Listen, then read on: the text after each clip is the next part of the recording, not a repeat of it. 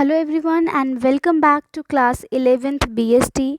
We were doing second unit of business studies of class 11th, and that is the forms of business organizations, and in this video we are going to learn about the another form of business organization, company organization. Yes, in this video we are going to learn about the company organization or a joint stock company.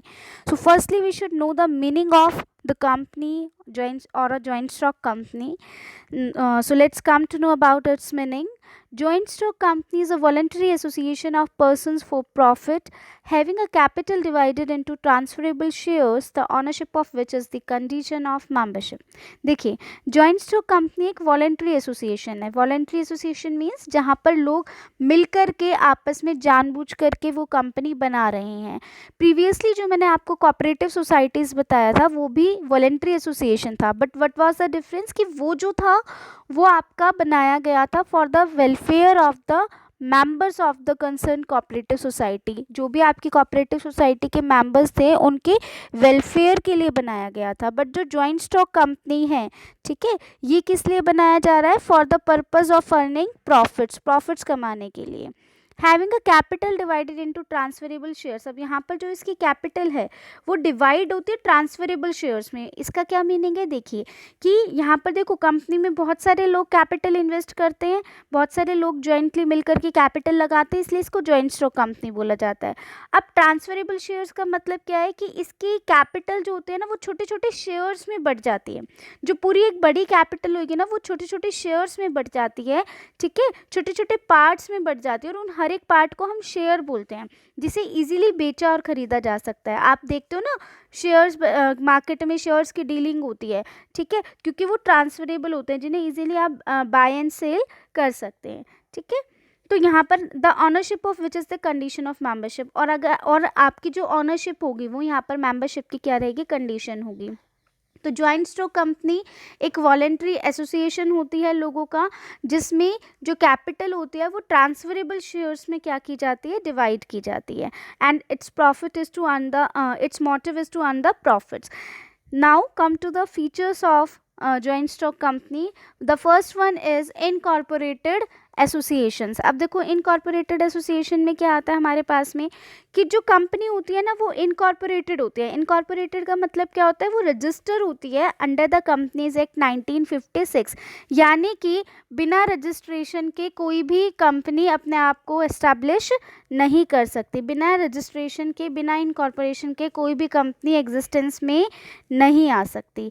Right. Second one is separate legal entity या separate legal existence. देखो separate legal existence हमने इसका क्यों बोला?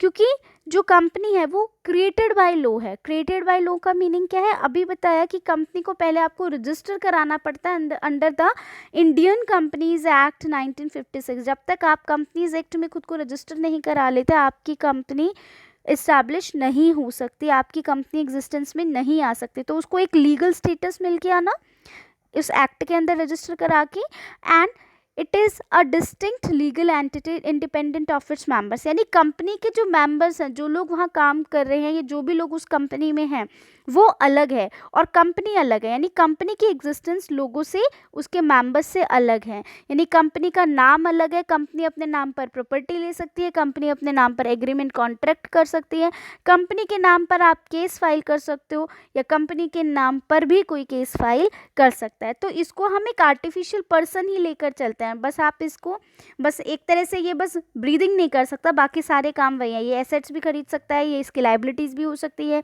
ये property भी अपने नाम पे खरीद सकता है, एग्रीमेंट में भी आ सकता है, कॉन्ट्रैक्ट भी कर सकता है, केस भी फाइल कर सकता है, एवरीथिंग. राइट. सूट मीन्स जो आप केस फाइल करते हैं ना उसी को हम सूट बोलते हैं.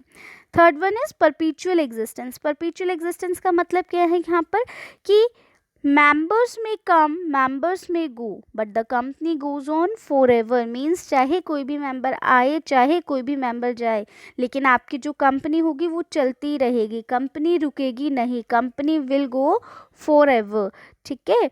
तो यहाँ पर परपीचुअल एग्जिस्टेंस का मतलब यही है. यहाँ पर क्या है कि जो कंपनी की लाइफ होती है ना वो ज़्यादा स्टेबल होती है. जो कंपनी की लाइफ होती है वो ज़्यादा स्टेबल का मतलब क्या है यहाँ पे कि कोई भी मेंबर, किसी की डेथ हो जाए, चाहे कोई आए चाहे कोई जाए, कोई फ़र्क नहीं पड़ता, ठीक है, कंपनी आपकी एज इट इज़ चलती रहेगी।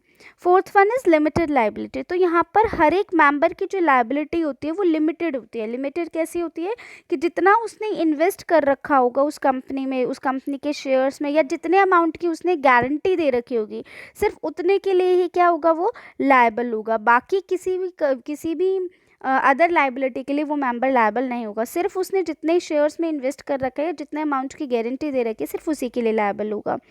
Another one is transferability of shares. Transferability of shares में देखिए क्या आता है हमारे पास में, कि जो कंपनी होती है ना, यहाँ पे देखो आपको पता है 2 टाइप की कंपनी होती है, एक पब्लिक कंपनी और एक प्राइवेट कंपनी, ठीक है। तो पब्लिक कंपनी के जो शेयर्स होते हैं वो इजीली ट्रांसफरेबल होते हैं, आप उसको इजीली बाय एंड सेल कर सकते हो, बट जो प्राइवेट कंपनी होती है उस पर थोड़े कुछ रिस्ट्रिक्शंस होते हैं।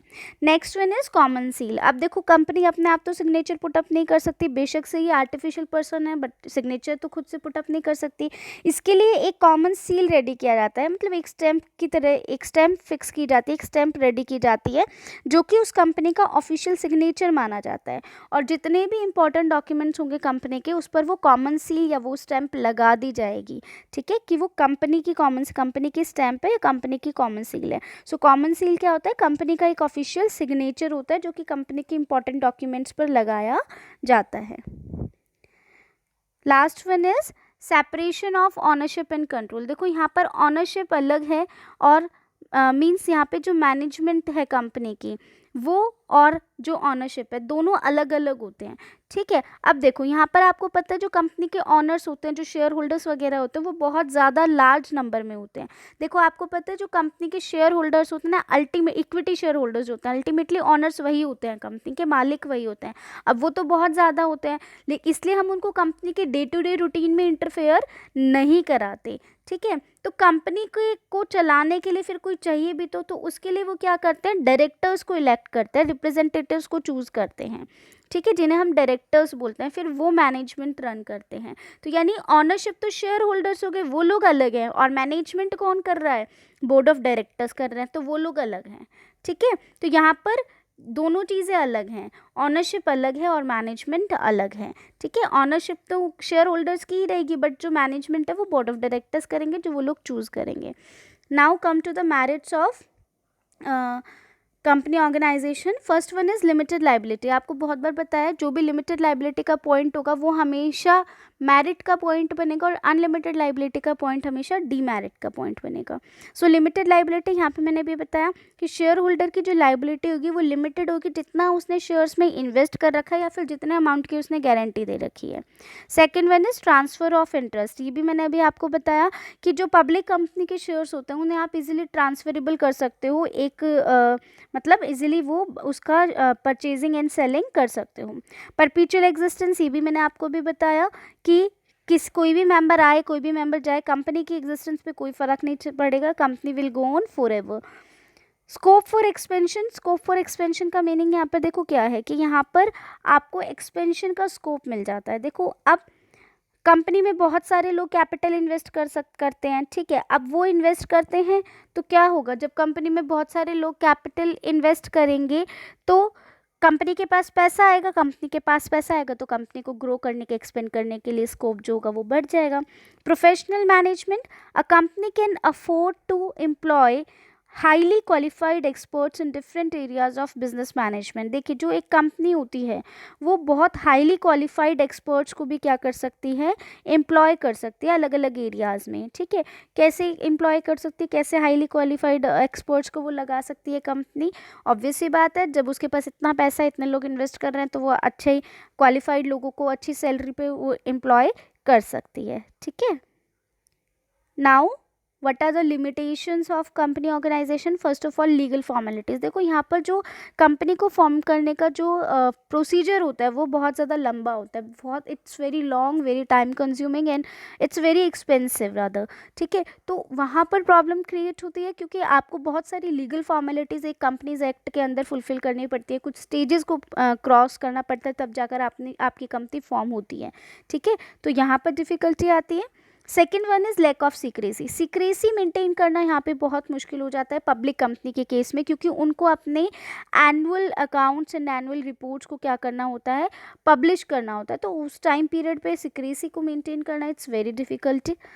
Third one is lack of motivation. अब देखो, अभी मैंने आपको बताया था कि ऑनरशिप अलग है और मैनेजमेंट अलग है, तो वहाँ पे कहीं ना कहीं मोटिवेशन की कमी रह जाती है, ठीक है, क्योंकि दोनों अलग है। जो कंपनी के ऑनर्स होते हैं, जो शेयर होल्डर्स होते हैं, ठीक है, वो मैनेजमेंट किसको दे देते हैं, डायरेक्टर्स होते हैं ना, मैनेज तो डायरेक्टर्स कर रहे हैं, बट ऑनर्स जो होते हैं वो शेयर होल्डर होते हैं, ठीक है। तो यहाँ पर कहीं ना कहीं मोटिवेशन की कमी हो जाती है, क्योंकि अब फिर शेयर होल्डर्स डायरेक्ट इतना लिंक नहीं रखते जितना कि डायरेक्टर्स लिंकअप में रहते हैं, डायरेक्ट लिंक में रहते हैं वो बाकी सब लोगों से। Fourth one is delay in decision making. देखो यहाँ पर डिसीजन मेकिंग में भी डिले हो जाता है। डिसीजन मेकिंग में डिले क्यों हो जाता है, क्योंकि आपको कितने सारे आपकी कंप्लेंट्स हैं या जो भी है डिसीजंस के लिए, अब आपको बहुत सारे बोर्ड ऑफ डायरेक्टर्स हैं, शेयर होल्डर्स हैं, ठीक है, तो वहाँ पे आपको बहुत सारे प्रोसीजर्स को फॉलो करना पड़ता है, प्रोविजंस को फॉलो करना पड़ता है, तो डिले हो जाता है डिसीजन मेकिंग में। Last point is oligarchic management. Oligarchic management में देखिए क्या होता है कि कंपनी जो होता है एक्चुअल में तो वो क्या है कि भाई ठीक है, शेयर होल्डर्स उसके मालिक हैं या जो भी है, ठीक है, बट उसको अगर मैं रियलिटी में देखूँ तो रियलिटी में तो उसको कुछ ही लोग मैनेज कर रहे हैं, बोर्ड ऑफ डायरेक्टर जो मैंने अभी बताया, ठीक है। तो कभी कभी जो होता है ना, बोर्ड ऑफ डायरेक्टर्स अपने इंटरेस्ट को, पर्सनल इंटरेस्ट को माइंड में रख के डिसीजंस लेते हैं, ना कि शेयर होल्डर्स या कंपनी के इंटरेस्ट को। तो यहाँ पर यही बोला गया है, याद रखना कि ये पॉइंट बहुत इंपॉर्टेंट है, बहुत जगह पे अप्लाई हुआ है, separation of management and ownership वाला, ठीक है, कि ऑनर्स तो आपके शेयर होल्डर रहते हैं, बट इतने ज़्यादा शेयर होल्डर्स होते हैं कि हम सबको तो मालिक नहीं बना सकते, तो हम लोग क्या करते हैं, कुछ